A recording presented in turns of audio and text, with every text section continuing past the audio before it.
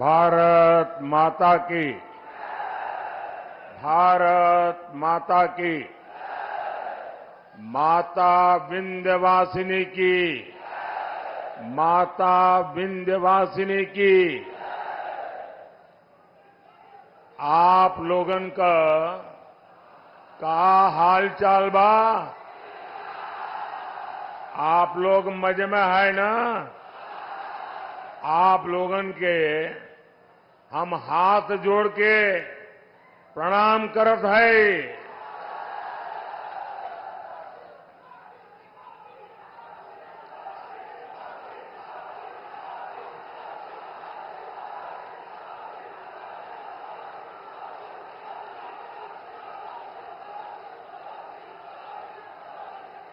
जय श्री राम। मां विंध्यवासिनी, माता बड़ी शीतला, मां अष्टभुजा और काली खो माता की पुण्य भूमि को मेरा शत शत प्रणाम।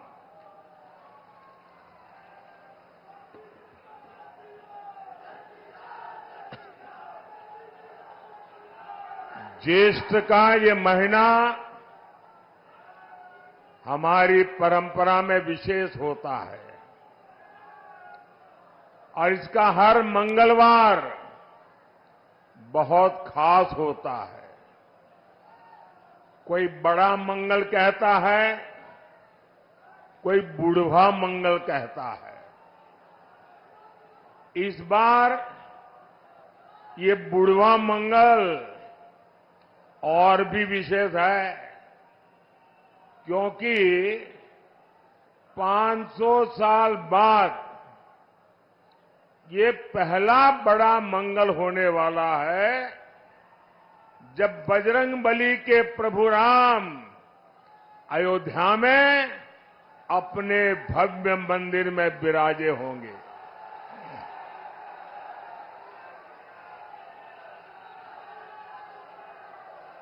और ये इतनी बड़ी खुशी है, इतनी बड़ी खुशी है कि शायद हम सबसे ज्यादा बजरंगबली खुश होते होंगे।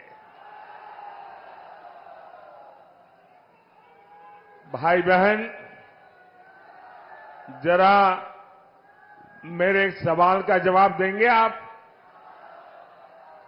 मेरे एक सवाल का जवाब देंगे आप लोग? आपकी आवाज नहीं आ रही है। मेरे एक सवाल का जवाब देंगे? 500 साल बाद अयोध्या में भव्य राम मंदिर, बजरंगबली की खुशी, ये मंगल अवसर किसके कारण आया? किसके कारण आया? किसके कारण आया? किसके कारण आया? ये पुण्य काम किसने किया? ये पुण्य काम किसने किया? आपका जवाब गलत है। आपको भी पता नहीं है कि इतना बड़ा पुण्य काम आपके एक वोट ने किया है। ये आपके वोट की ताकत है कि आज राम मंदिर भी बना है और जैसा योगी जी ने कहा, यहां मां विंध्यवासिनी का भव्य नव्य कॉरिडोर भी बन रहा है। और संयोग देखिए,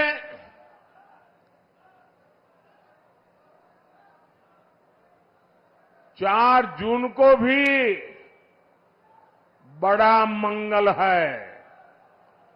ये जो कुछ नौजवान चित्र लेकर के आए हैं, वो हमारे साथी कलेक्ट कर लेंगे। आपका प्यार मुझ तक पहुंच जाएगा। उधर भी 2 लोग हैं, जरा ले लीजिए भाई।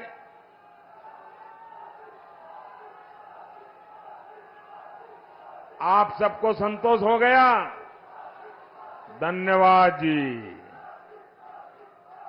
साथियों, 4 जून को बड़ा मंगल के दिन फिर एक बार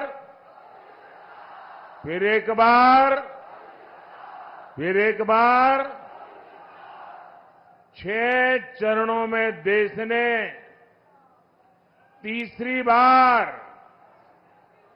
बीजेपी एनडीए की बहुत मजबूत सरकार बनाना पक्का कर दिया है।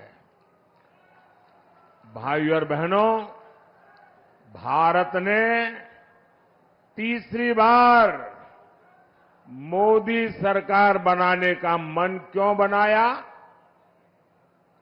इसका सीधा सीधा कारण है नेक नियत, नेक नीतियां और नेशन फर्स्ट, मेरा देश सबसे ऊपर, राष्ट्र निष्ठा। आप मुझे बताइए साथियों, आप जरा एक एक चीज में बात करता हूं ना, मैं भाषण नहीं करूंगा आज आपसे बातें करूंगा। ठीक है? चलेगा ना? अच्छा, आप मुझे बताइए, जरा सोचिए, आप अपना घर बनाते हैं और घर बनाने के लिए किसी मिस्त्री को लगा देते हैं। ये नारे वगैरह बताइए, लेकिन बीच बीच में जब जगह हो ना तब बुलाइए। ठीक है? और फिर 1 जून को भी करना पड़ेगा, 4 जून को तो बहुत ज्यादा करना पड़ेगा, तो थक जाओगे। अच्छा, हम अपना घर बनाते हैं और एक मिस्त्री या किसी काम करने वालों को तय करते हैं।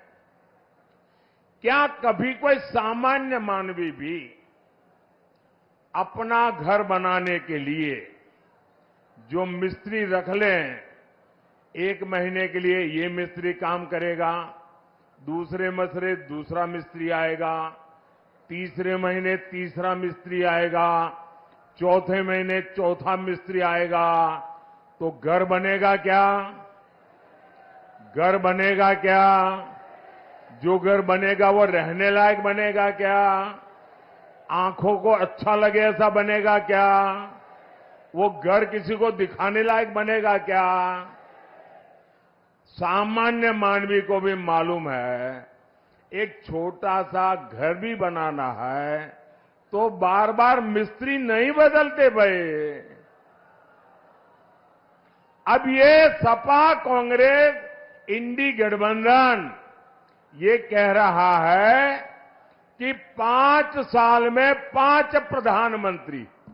अब बताइए भाई, ये 5 साल में 5 प्रधानमंत्री कोई रखता है क्या? अरे कोई मिस्त्री नहीं रखता तो ये प्रधानमंत्री क्या?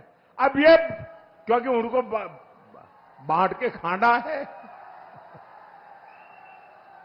वो कहते हैं 5 साल में 5 प्रधानमंत्री। अब बताइए, जहां प्रधानमंत्री अपनी कुर्सी बचाने में ही लगा रहेगा तो वो क्या देश को मजबूत बना सकता है क्या? इसलिए देश ने तय किया कि मजबूत देश के लिए प्रधानमंत्री भी मजबूत होना चाहिए। होना चाहिए कि नहीं होना चाहिए? तभी एनडीए को इतना भारी जनादेश मिल रहा है। समाजवादी पार्टी पर अपना वोट कोई बर्बाद नहीं करना चाहता। मुझे बताइए भैया, हम लोग, हमारे उत्तर प्रदेश के लोग राजनीति को समझने में बड़े माहिर है। यहां तो गांव का बच्चा भी राजनीति समझ जाता है। कोई समझदार कभी भी, अपन मान लीजिए कोई कंपनी डूब रही है तो उस कंपनी का शेयर कोई खरीदेगा क्या? आप बताइए ना, खरीदेगा क्या?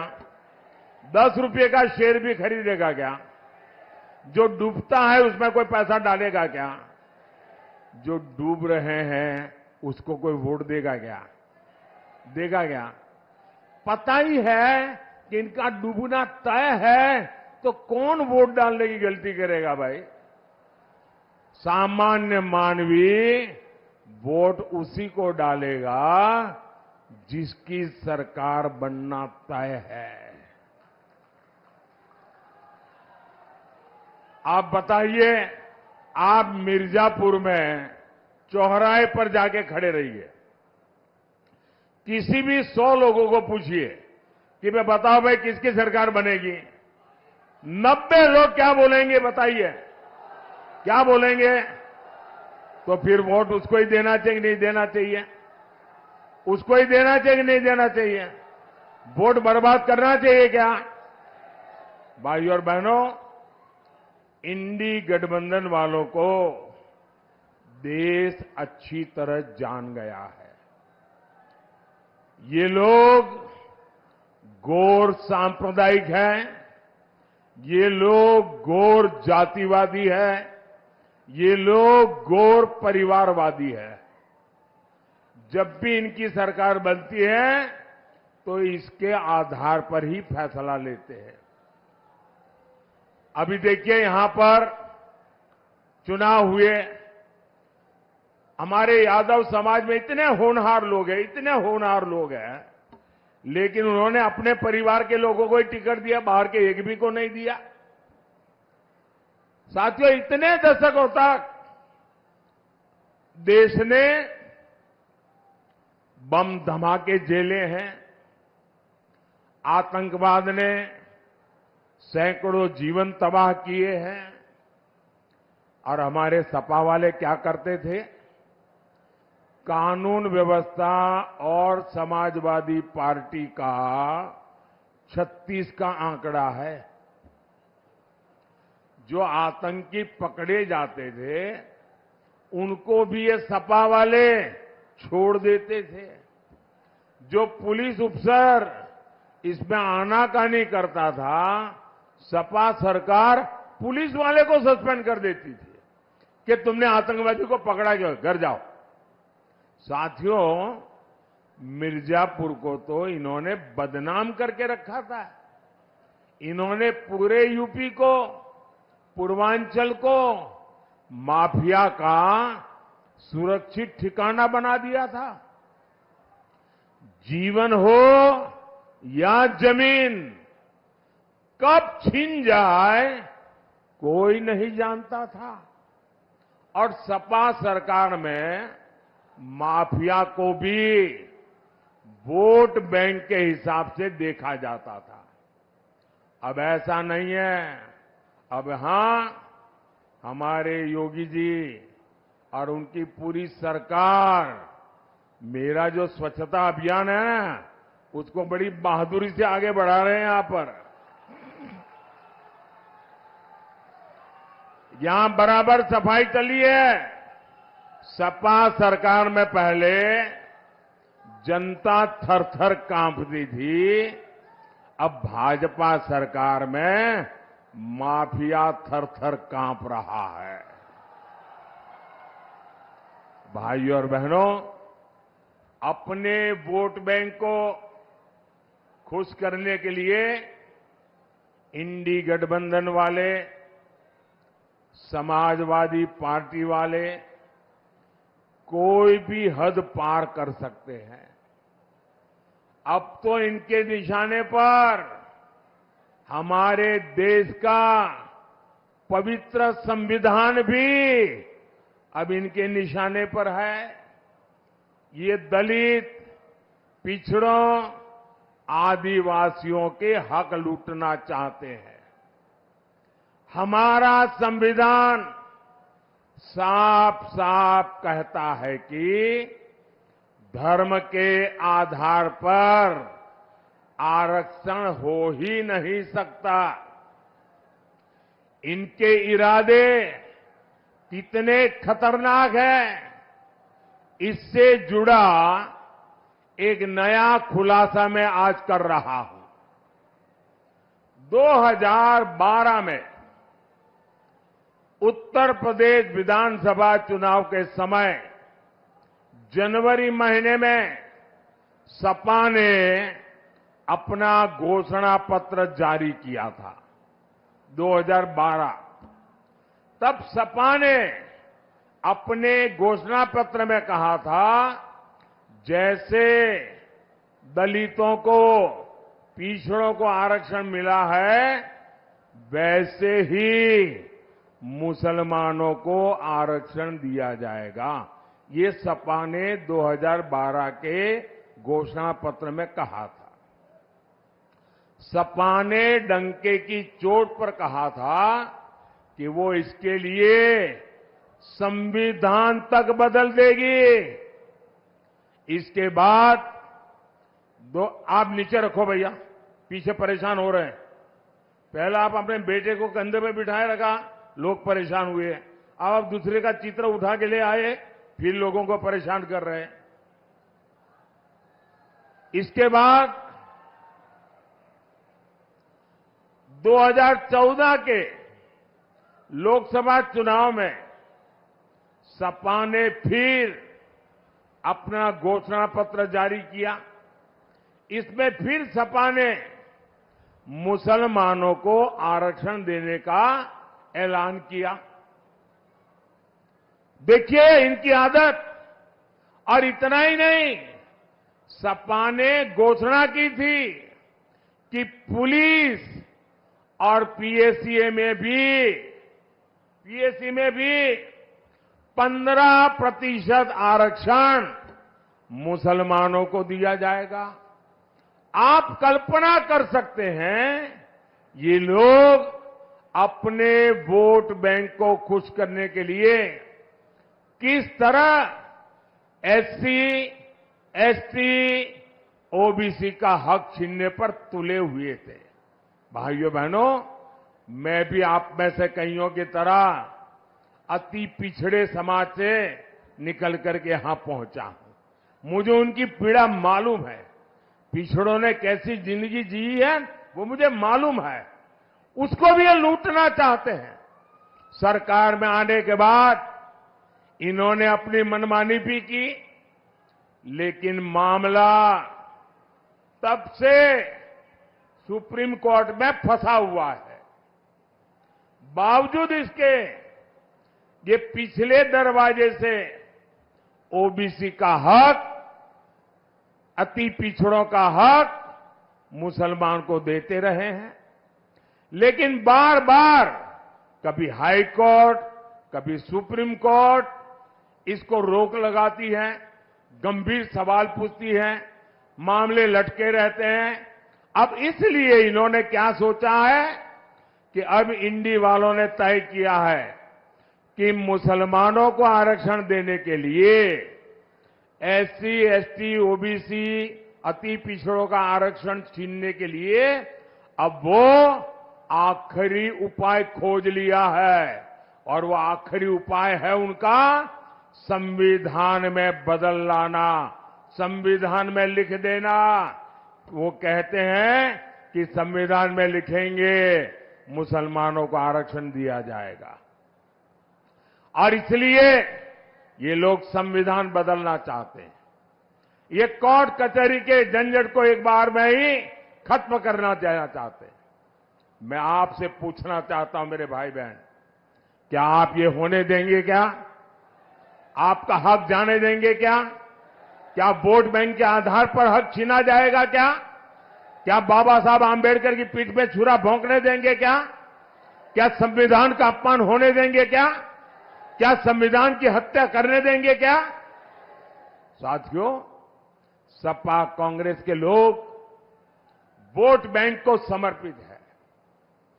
वहीं मोदी गरीब, दलित, पिछड़ों के हितों के लिए समर्पित है। मोदी 5 साल तक मुफ्त अनाज दे रहा है। मोदी 5 लाख रुपए तक मुफ्त इलाज दे रहा है। अब तो मोदी की गारंटी है, जितने भी परिवार हैं, मोदी हर परिवार के बुजुर्ग को मुफ्त इलाज कराएगा। साथियों, पीएम किसान सम्मान निधि से मिर्जापुर के किसानों के खाते में करीब 1,000 करोड़ रुपए पहुंचे हैं। मोदी ने 4 करोड़ पक्के घर बनाकर दे दिए। 3 करोड़ पक्के घर गरीबों को और मिलने वाले हैं। ये एक एक घर लाखों रुपए का है, जो माता बहन के नाम पर मिल रहा है। साथियों, आप बिजली से कमाई कर सके, मोदी इसके लिए भी रास्ता बना रहा है। पहला तो आपका बिजली बिल 0। आपका बिजली बिल 0। इतना ही नहीं, आपके पास जो अतिरिक्त बिजली होगी वो सरकार खरीदेगी, बिजली के बदले में पैसे देगी और आपको बिजली से कमाई होगी।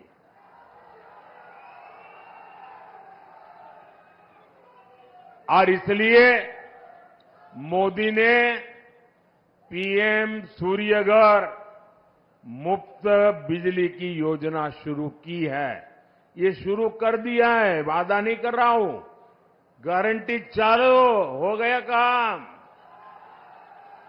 आप ऑनलाइन जाकर के रजिस्ट्री करवा दीजिए।